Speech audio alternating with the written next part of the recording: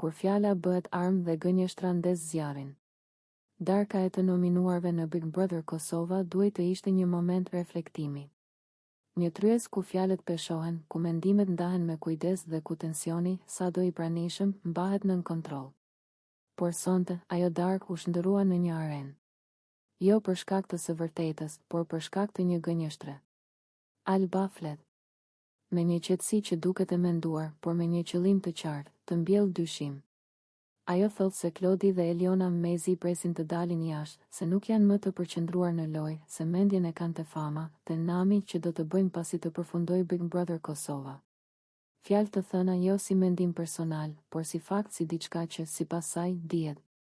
Por ajo që Alba haron, ose zgjedh të injorojë, është se fjala, kur është e rreme, bëhet thikë. Dhe thika, kur godet karakterin e një njeriu, nuk lë vetëm një shenjë. Lë një plag. Kur Klodi dhe Eliona i dëgjojnë këto fjalë, ajo i ndryshon. Nuk ka më ushqim, nuk ka më buzëqeshje formale. Ka vetëm heshtje.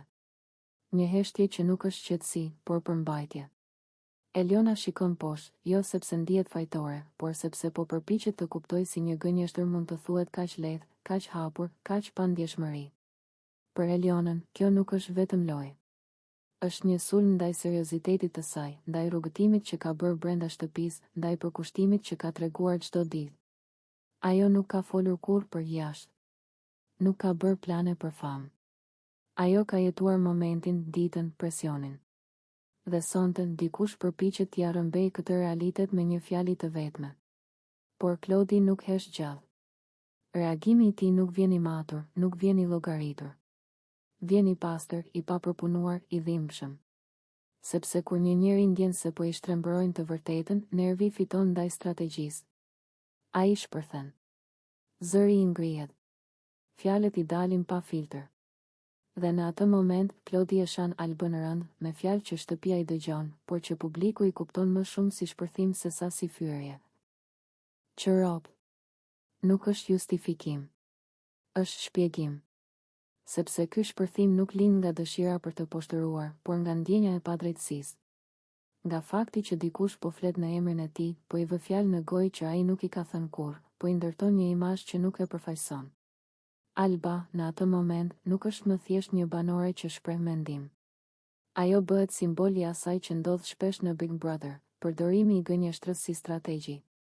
Dhe kjo është ajo që e bën situatën të rrezikshme. Sepse loja mund të jetë e fortë, por gënjeshtra e qëllimshme e prish ekuilibrin moral. Eliona, ndryshe nga Klodi, zgjedh një reagim tjetër.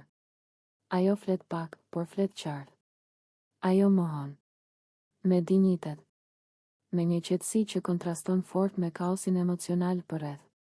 Ajo nuk ka nevojë të bërtas, sepse e di që e vërteta e saj është e qëndrueshme.